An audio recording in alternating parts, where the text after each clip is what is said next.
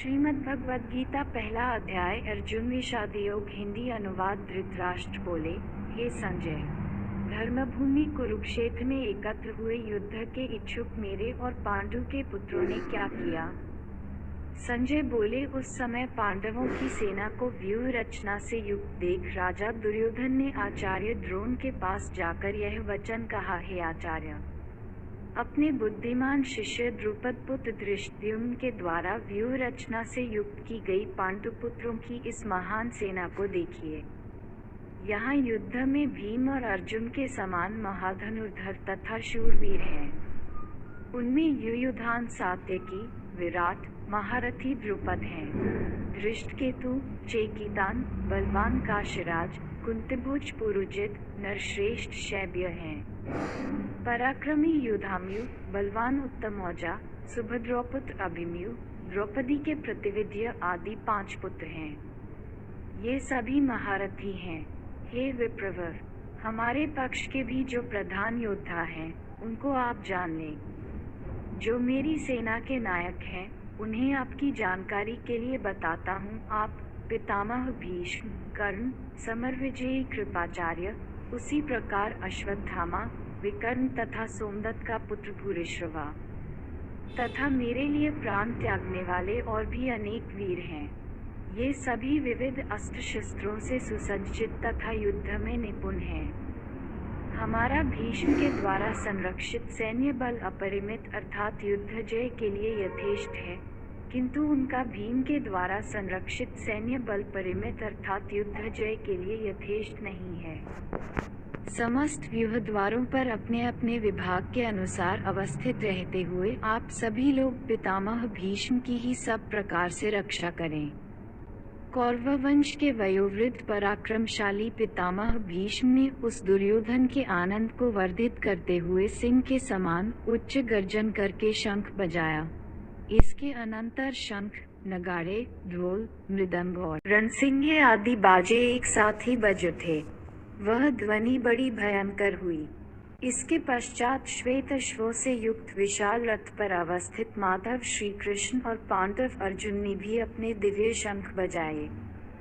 श्री कृष्ण ने पांचजन्य और धनंजय अर्जुन ने देवदत्त और भयंकर कर्म करने वाले वृकोदर भीम ने पौंड नामक महान शंख बजाया।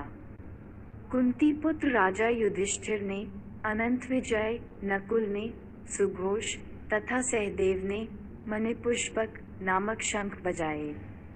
महाधनुर्धर काशीराज, महारथी शिखंडी, धृष्टद्युम्न, विराट, अजेय सात्यकी तथा हे पृथ्वी पे धृतराष्ट्र, द्रुपद, द्रौपदी के 5 पुत्र तथा महावीर सुभद्रौपुत्र अभिमन्यु, इन सब ने अलग अलग शंख बजाए। उस भयंकर शब्द ने आकाश और पृथ्वी को भी निनादित करते हुए धृतराष्ट्र पुत्रों के हृदयों को विदीर्ण कर दिया।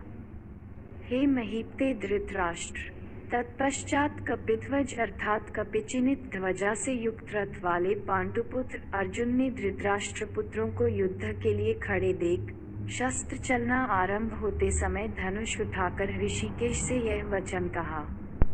अर्जुन बोला, हे अच्युत, दोनों सेनाओं के बीच में मेरा रथ खड़ा करो।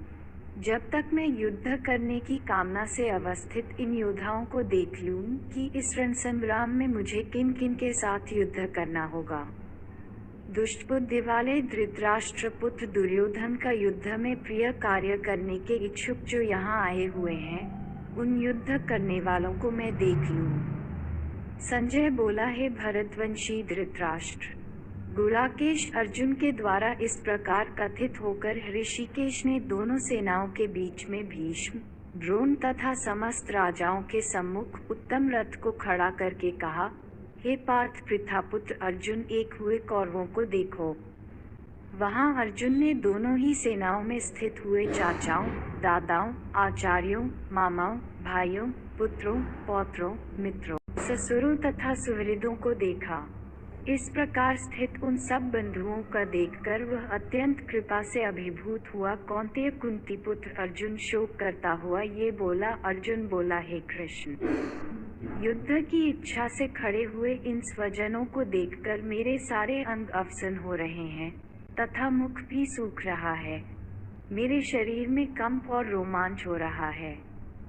हाथ से गांडीव धनुष गिर रहा है और त्वचा जल रही है। मैं खड़ा नहीं रह सक रहा हूँ। मेरा मन भ्रमित सा हो रहा है। हे केशव, मैं लक्षणों को भी विपरीत ही देख रहा हूँ तथा युद्ध में स्वजनों को मारने में कल्याण भी नहीं देखता। हे कृष्ण, मैं युद्ध में विजय नहीं चाहता और न राज्य या सुखभोग ही चाहता हूँ। हे गोविंद, हमें राज्य से क्या प्रयोजन है? विषय भोगों से या जीवन से भी क्या प्रयोजन है? जिन लोगों के लिए हमें राज्य, भोग और सुख आदि आकांक्षित है, ये आचार्य, ताऊ, चाचा, लड़के, दादा, मामा, ससुर, पोते, साले तथा संबंधी धन तथा प्राणों की आशा को छोड़कर युद्ध में खड़े हुए हैं। मधुसूदन, मुझे मारने पर भी अथवा तीनों लोगों के राज्य के लिए भी मैं इन लोगों की हत्या नहीं करना चाहता, फिर केवल इस पृथ्वी के लिए तो कहना ही क्या है। हे जनार्दन, भला धृतराष्ट्र के पुत्रों को मारकर हम लोगों को क्या प्रसन्नता होगी? बल्कि इन आतताइयों को मारने पर तो हमें पाप ही लगेगा। इसलिए अपने बांधव धृतराष्ट्र पुत्रों को मारने के लिए हम योग्य नहीं हैं, क्योंकि हे माधव, अपने ही लोगों को मारकर हम कैसे सुखी होंगे? यद्यपि लोभ से भ्रष्ट हुए ये धृतराष्ट्र पुत्र कुल के नाश से उत्पन्न होने वाले दोष को तथा मित्रों के साथ द्रोह करने में पाप को नहीं देखते तो भी है। जनार्दन, कुल के नाश से उत्पन्न होने वाले दोषों को हुए भी हम लोगों को इस पाप से निवृत्त होने के लिए क्यों नहीं देखते? सोचना चाहिए। कुल के नाश से सनातन कुलधर्म नष्ट हो जाते हैं और कुलधर्म के नष्ट हो जाने पर अधर्म या पाप संपूर्ण कुल को दबोच लेता है। कुल की है कृष्ण। कुल में अधर्म या पाप की वृद्धि होने से स्त्रियां बड़ी दूषित हो जाती हैं। और हे वार्ष्णेय वृष्णिवंशीय कृष्ण, स्त्रियों के दूषित हो जाने पर वर्णसंकर उत्पन्न होता है। वर्णसंकर कुलनाशकों के और कुल के नरक में जाने के लिए ही होता है, क्योंकि जिनकी पिंडादक क्रिया अर्थात श्राद्ध तर्पण आदि क्रिया लुप्त हो गई है, ऐसे इनके पितर लोग गिर जाते हैं। इन वर्णसंकर कारक दोषों से कुलनाशकों के सनातन कुलधर्म और जातिधर्म नष्ट हो जाते हैं। हे जनार्दन, जिनका कुलधर्म नष्ट हो गया है, ऐसे मनुष्यों का निश्चित रूप से नरक में वास होता है, ऐसा हमने सुना है। हाय, कैसा दुर्दैव है कि हम लोग महान पाप करने को तुले हुए हैं, जो कि राज्य और सुख के लोभ से अपने ही लोगों को मारने के लिए उद्यत हुए हैं। यदि हाथ में शस्त्र लिए धृतराष्ट्र पुत्र मुझ शस्त्र रहित तथा प्रतिकार न करने वाले को युद्ध में मार डालें, तो वह मेरे लिए अधिक कल्याणकारक होगा। संजय बोला। इस प्रकार कहकर शोक से उद्विग्न चित्त वाला अर्जुन युद्धभूमि में बाण सहित धनुष्य को छोड़कर रथ के पिछले भाग में बैठ गया।